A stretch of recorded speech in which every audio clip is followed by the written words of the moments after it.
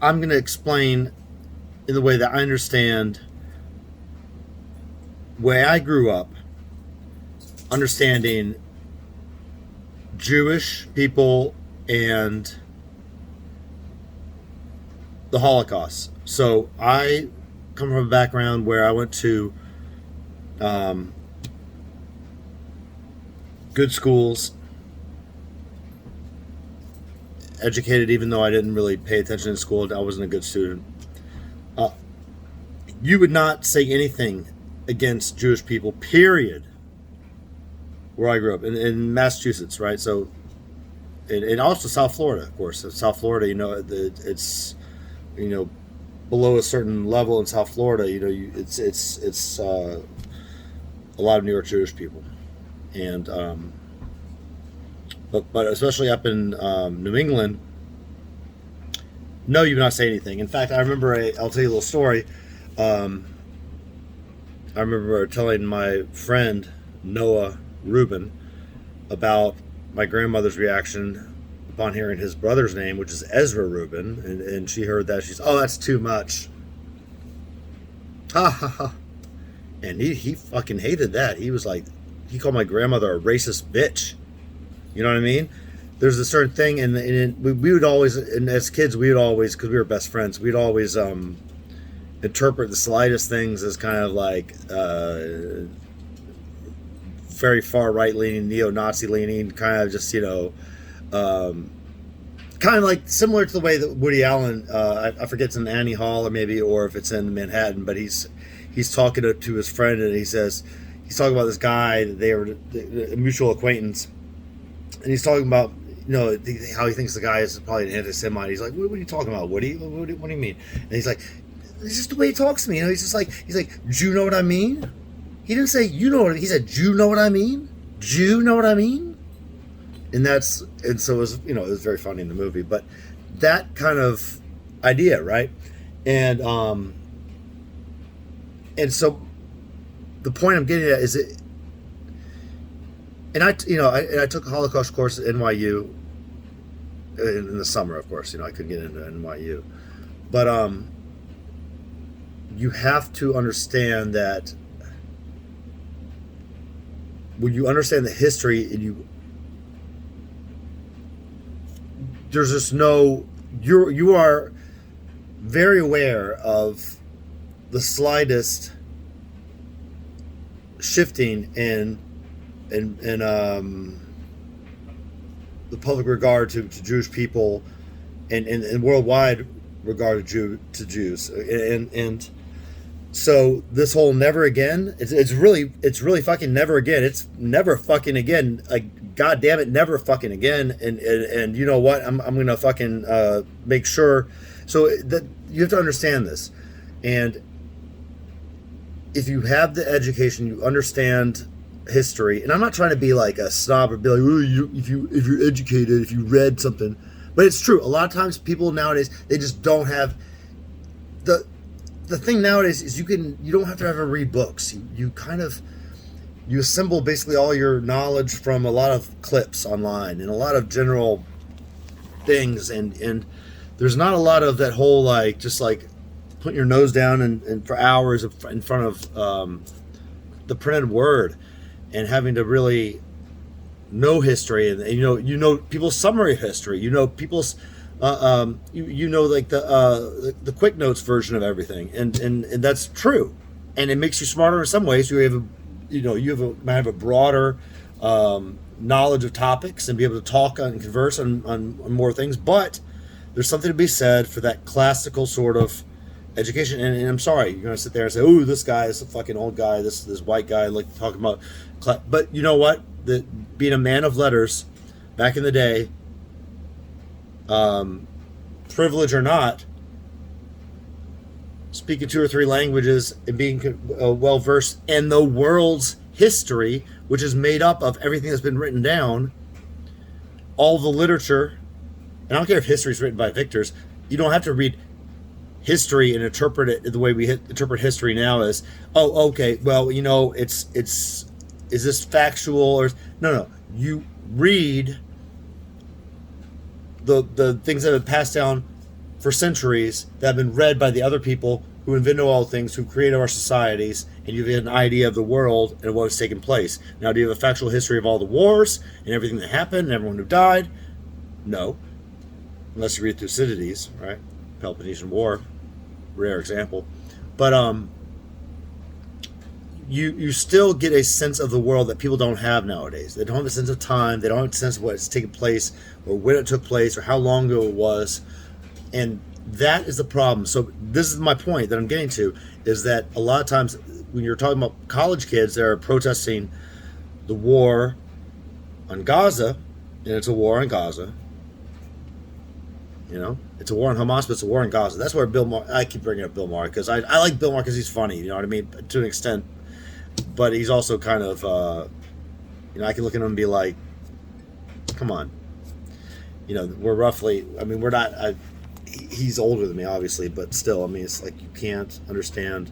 When he says they're supporting Hamas, they're supporting a terrorist organization. No, they're not supporting a terrorist organization. They're protesting what's happening to innocent people.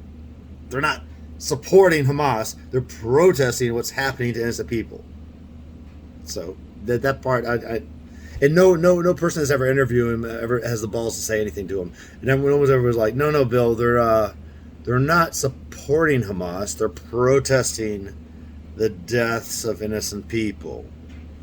But he doesn't seem to understand that. But on the other side, there's the idea that, you know, possibly kids do not have the same understanding. Because the thing is that when you have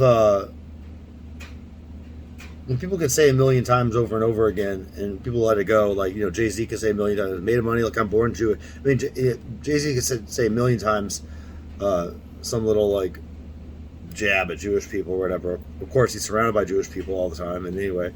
But, and the whole thing about, and you'll forgive me if you're Jewish, forgive me if I'm overstepping here. You know, my last name is Gengold. But you know, it seems that Jewish people be like, it's all right, you know, it's fine, you know. Because people don't seem to realize that traditionally, you know, Jewish culture is going to be for the people, liberal. And I'm sorry, I have a friend online I can think of right now who's going to disagree with this, but for the people, democratic. You know, well, Jay-Z wants to say all day long about, like, something about Jewish people. Okay, that's fine. You know what I'm saying? But it's when people in power and when institutions and when countries start getting behind what can be interpreted as anti-Semitic sentiments that alarms go off. And so when you have kids that may or may not know the history of anything, may not, and you know, for all I know, the trend nowadays is, you know, when I was a kid, you know, reading Howard Zinn's People's History of the United States was like, you know, pretty left, you know what I mean? Because it's history with no sources. But it's a people's history of the United States. I'm sure it's Howard Zinn, so well respected. But nowadays, it might even be the case that people say, oh, history doesn't even fucking matter, and why even fucking read it anyway, no matter who writes it or who types it. So, that being said, if you have no sense of time or no sense of what's come before, or you just consider it all a bunch of bullshit because it was written by somebody who's not like you are today, or it was written by the victors, then, yeah, you're not going to have, your perspective's going to be a little more narrow. If it all comes from just basically talking and shooting the shit with people, or you're smoking a joint. And yeah, I'm being a little bit old and crotchety right now, but whoops. Anyway, the thing is that on one side you're going to have people that are going to be hyper aware of situations that could lead to a world war, or at least a far-reaching regional conflict involving ideology that has to do with the Jews. And yes, on the side, and yes, there's no question.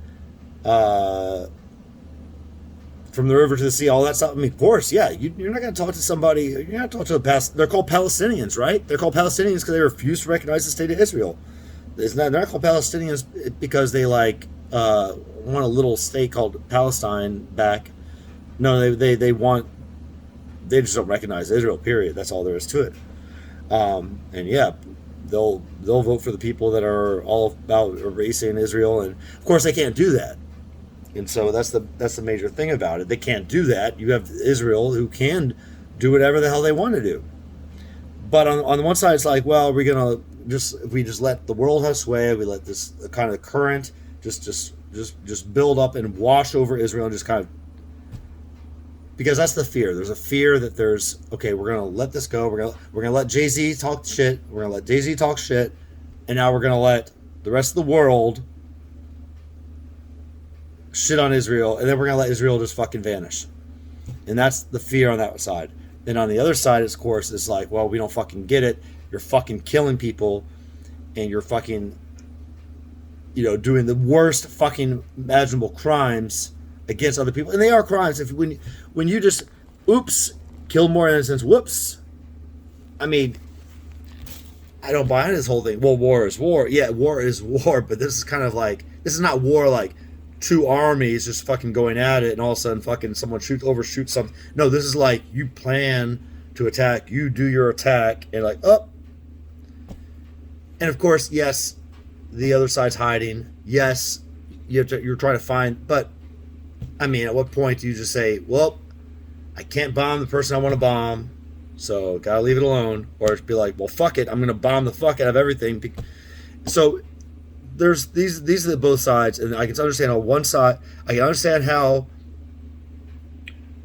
the side's like, must defend the Jews at any cost, must stand with the Jews at any cost. I understand that. And I also understand the open your eyes, look what's happening. It's unacceptable. It's unacceptable. There's no possible way you can support this ongoing action, because again, war is war, but this is just like, you snuck up on us and fucked shit up. Now we're gonna fucking just like pummel you into oblivion and just basically and we're gonna kill out all of your women and children first. And you know what? We're not meaning to, of course, but that's what we're obviously doing. I don't know. I've said all I need to say. Nobody's going to watch this. I don't care. I just said what I wanted to say. Let me die. And when I die, don't let anybody say that I never said anything substantial, that I was just talking a bunch of bullshit. And if this is not substantial, if this is a bunch of bullshit, I don't care. I said something different. So let nobody ever say that I didn't say anything different. Okay, if it's not different, then let me not die, and let nobody say that I didn't have any balls. And if I don't have any balls, then let nobody say that I wasn't willing to be an individual and to stand out. And if I don't stand out, then let something else be said about me that's whatever. Because this is selfish. Everyone puts a YouTube on. This is selfish. I'm talking about life and death. I'm talking about lives of women and children. And of course, I'm being selfish, right? And don't let anyone tell you differently when they're posting something on fucking YouTube.